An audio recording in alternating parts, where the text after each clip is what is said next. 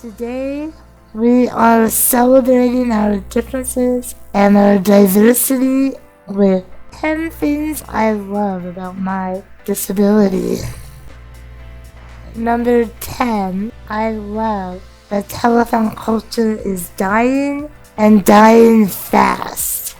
My sister and I grew up very active with Muscular Dystrophy Association. I have a genetic condition called RAMA2, Morosin Deficient Congenital Muscular Dystrophy, and so that disability presented very early on in life, and so my sister and I were raised very much involved and included in the Muscular Dystrophy Association. MDA serves affected kids and adults with neuromuscular diseases, and they are one of the leading charitable organizations in the country for providing for the healthcare needs, equipment needs, and care needs of affected individuals. MDA is also recognized as one of the leading organizations for fundraising, and they really took telethon culture to the next level with the MDA telethon, which ran from the 1950s all the way up to 2014 in a pretty standard format with the help and guidance of Jerry Lewis. Jerry Lewis was not only the host of the MDA telethon for the vast majority of its life, but he was also the face of MDA for a very long time. I attended every MDA telethon from about the age of 4 to 18, and during the telethons, I would participate in everything from interviews to profile segments of being shown in my home, in my stools, with my friends, and I would also sing and participate in other fundraising activities. Growing up in the culture of the Muscular Dystrophy Association, I experienced very conflicting emotions around my participation, engagement, and representation by the organization. As a child, my parents instilled in me a very strong sense of civil duty and obligation to the causes that I care about and that I benefit from. So, because my sister and I participated in MDA summer camp and MDA clinics, and we benefited from so many programs and services provided by Muscular Dystrophy Association, we felt a very strong sense of duty and responsibility to live up to the gifts that we were given and to contribute in a meaningful way to the organization, and also in a way to help other kids like ourselves gain access to the same services that we were lucky enough to enjoy. So I was always willing to participate in MDA fundraising events and offer my support and engagement in a way that I thought at the time was helpful and meaningful. It wasn't until later on in my life that I really started to explore and digest some of the more negative feelings that I had around the MDA telethon and my involvement in it, because at a certain point I began to feel very uncomfortable and exploited in a sense, not only by the organization itself and the way that Jerry Lewis and MDA talked about disability and the way that Jerry Lewis specifically presented the disability experience. I also began to feel as though the representation of me and my friends and my sister and my family were becoming increasingly exploitative and damaging for us as a community. And so I really separated myself from Muscular Dystrophy Association as a young adult and largely continue to do so today because I no longer agree with or support that narrative. I am happy to say that telethon culture is definitely on its way out. The MDA telethon has not been performed in its standard format since 2014, and now the organization is taking steps, supposedly, to be more inclusive and representative of the population that they serve. So, all good things on that front. Number 9.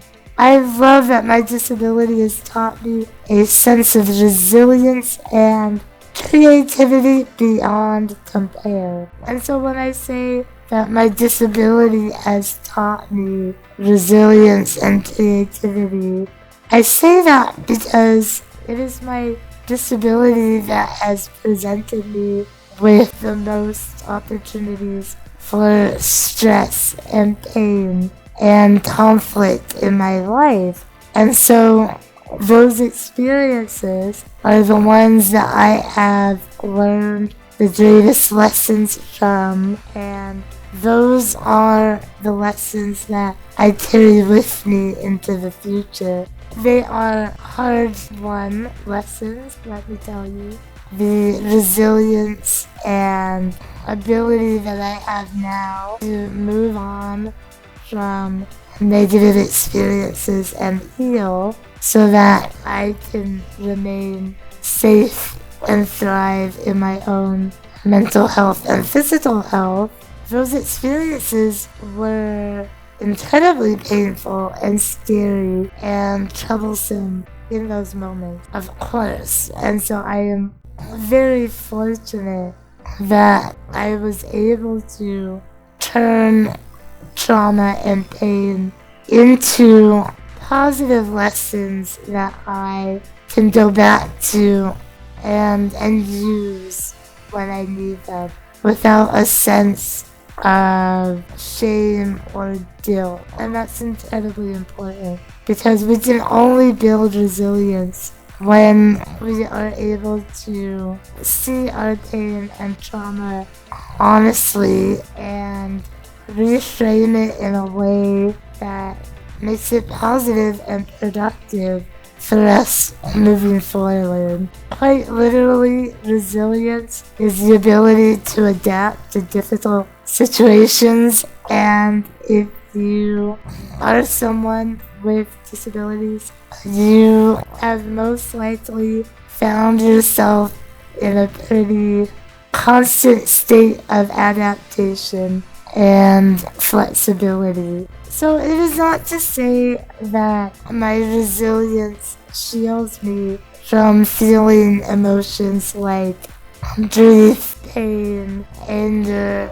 Those emotions are always real and they are always valid and they deserve to be felt. And actually, the only way that we can heal from them is to recognize them for what they are. So when I talked about fostering my own sense of resilience, I am talking about having the ability to feel the big feelings and recognize when I am in pain, but then to also move on, physically and mentally.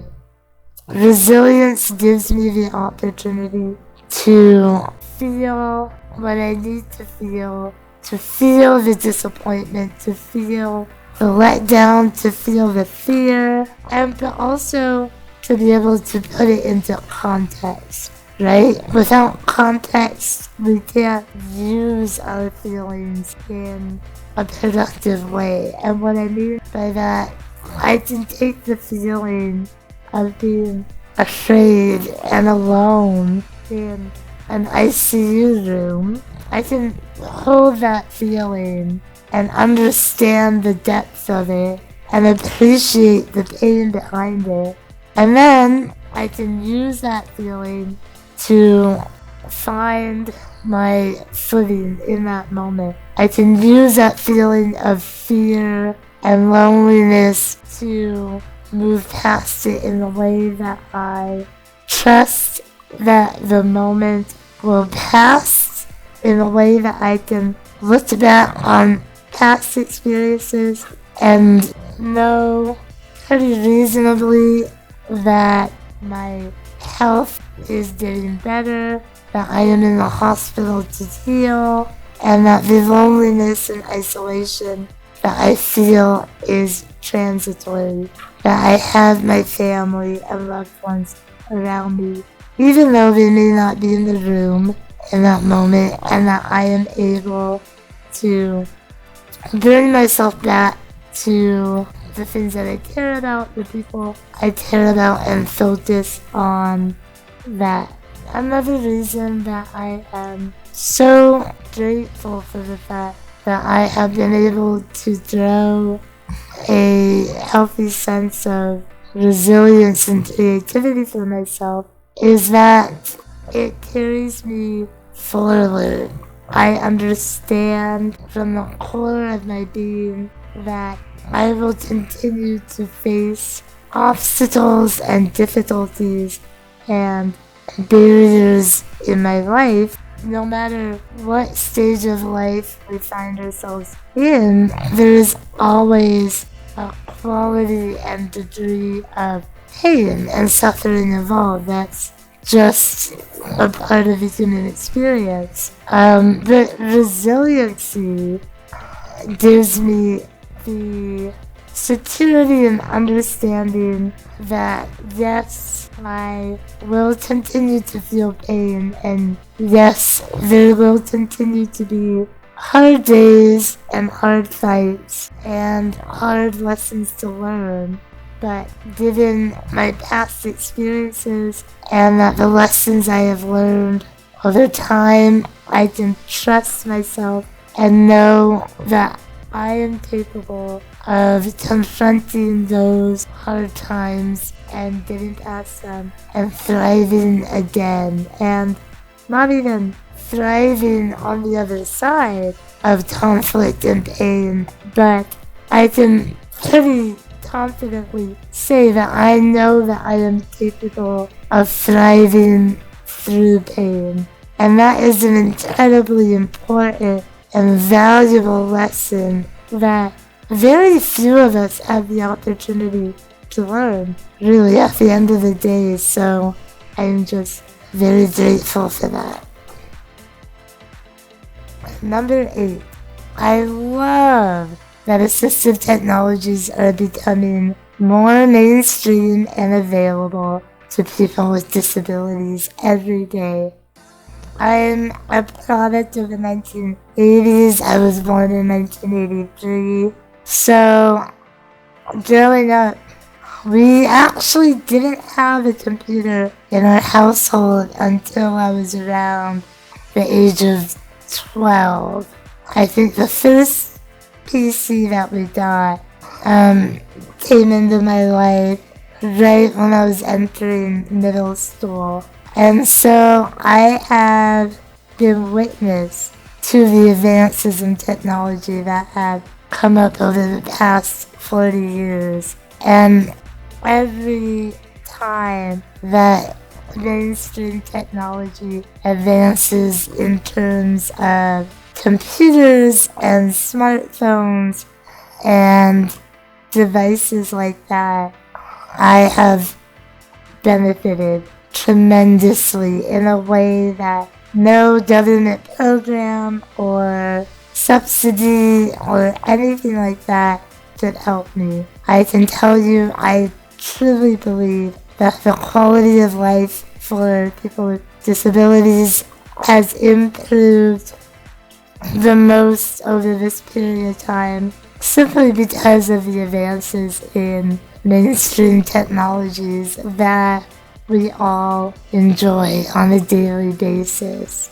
When I think about the devices in my life that have made the most difference and the most impact as far as improving my accessibility and quality of life, the number one piece of technology that I have to celebrate today is the Amazon Echo. The Echo has really been a life changer for me. It opened a whole new world of accessibility in a sense, because with devices like the Echo, you can create a smart environment for yourself that is entirely voice activated.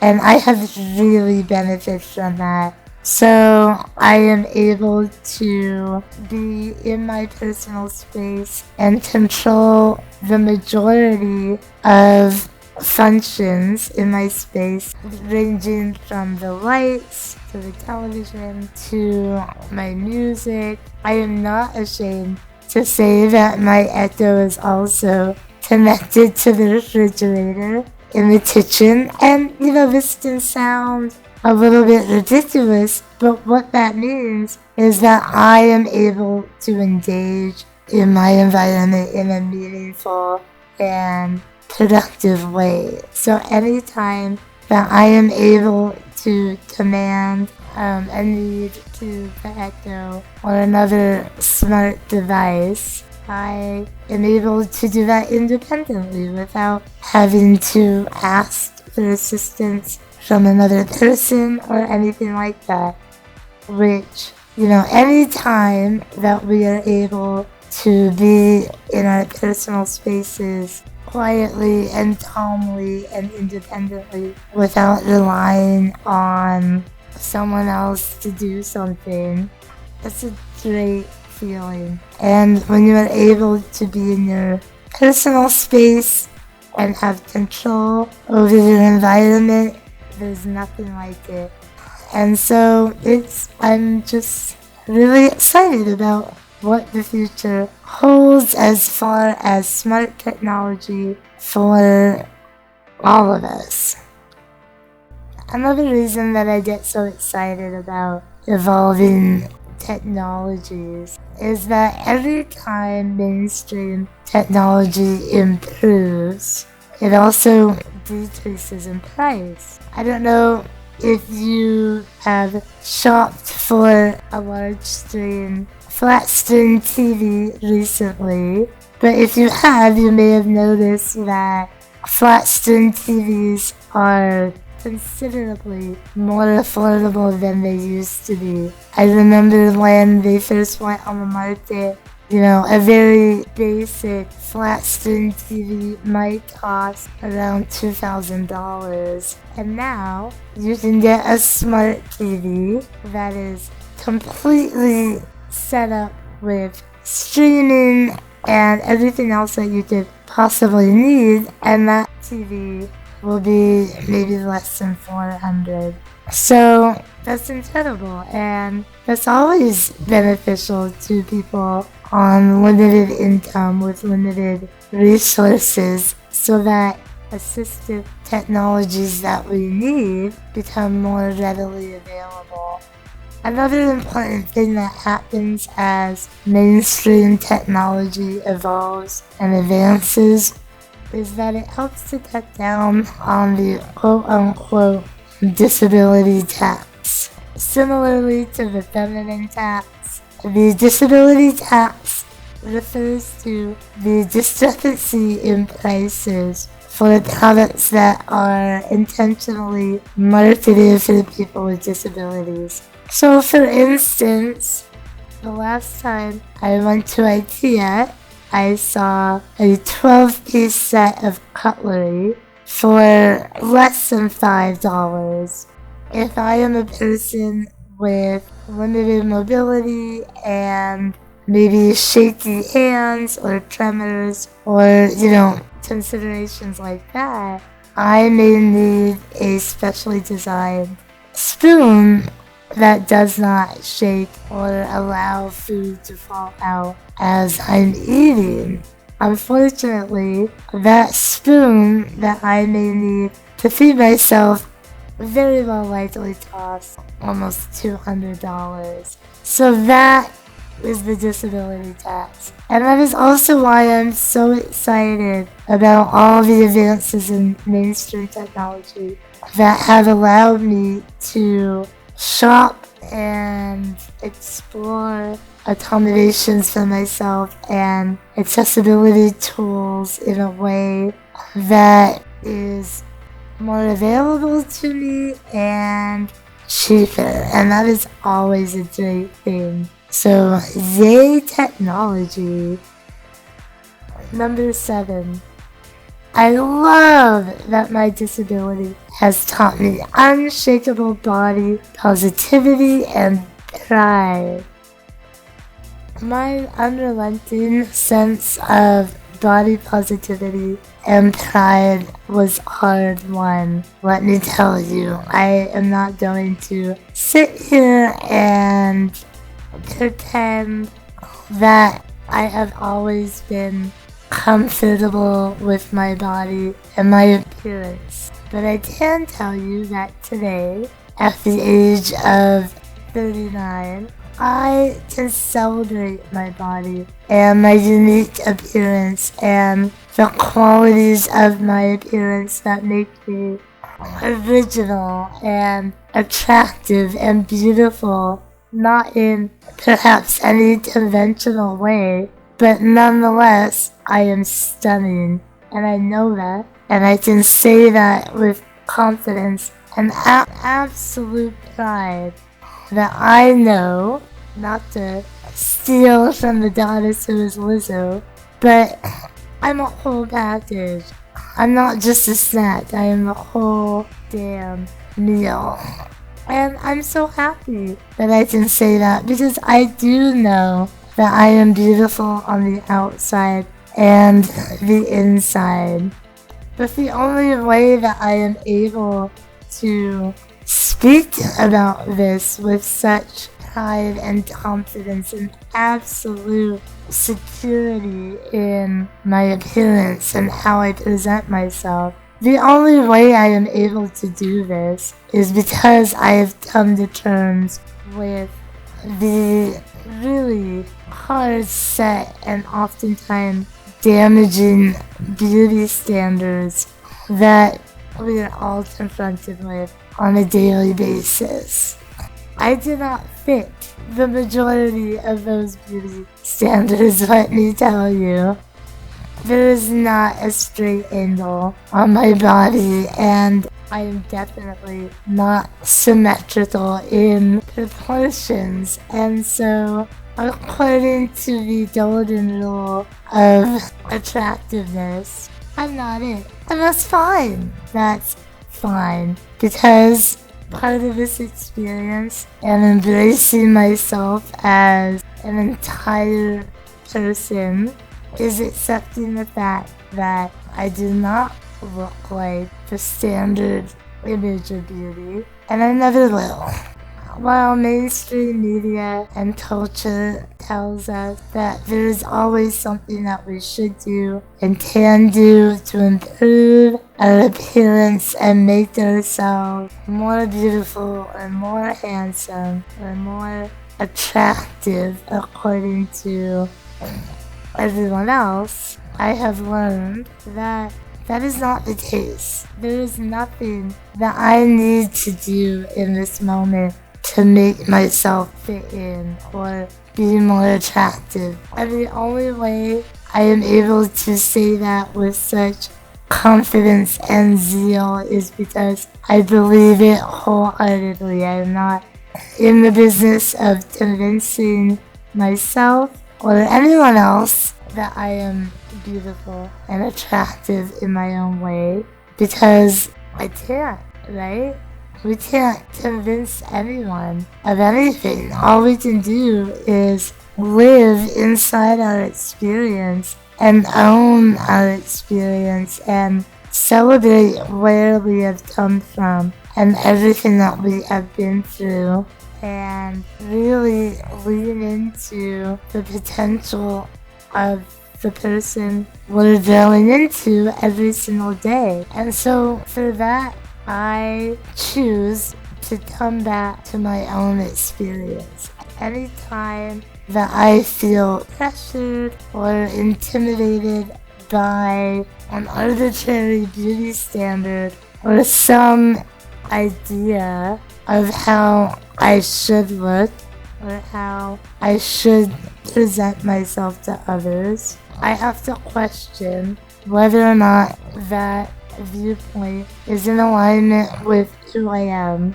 and where I have come from. And any time that messaging does not celebrate or help to foster my own sense of value and worth, I have the choice to reject it. And so, as time goes by, it has become easier and easier for me to live in my experience and identify with the ways that I find beauty and celebrate beauty in my own life, and let go of the harmful and unnecessary messaging that can only serve to hold me back and limit me from really embracing my life fully and celebrating all of who I am. Number 6. I love that critical disability theory is being taught in institutions of higher learning. Historically, disability has been viewed and discussed in a clinical mindset, in a clinical lens. Traditionally, disability has been discussed and explored using a very clinical and medical lens, meaning that physical and mental impairments are viewed as issues to be addressed. An impairment may be regarded as something that needs to be fixed before an individual may be whole or functional in society. And critical disability theory gives us the opportunity to challenge those assumptions and regard abilities on a spectrum. By going above and beyond the clinical mindset and the clinical lens of disability, we are able to appreciate not only our own abilities as existing on a spectrum where diversity is to be celebrated and not stigmatized, is so important. Critical disability theory gives us the opportunity to view disability in a larger context under other identity-based areas of study, including racism and sexism and sexual identity and gender studies, because again, when we recognize the social and political systems and constructs in place operating on all of us all the time, we have to recognize that everything is connected and disability is not isolated from other social causes. And so I am always excited to talk about it and to free us from the stigma of disability. If you're enjoying the content that we are putting out for you, please subscribe to this channel. If you have liked everything that you've seen today, please click like. And otherwise, if you want to keep in touch and be up to date on everything we have going on, hit the notification bell, and we are excited to see you next week. Cheers!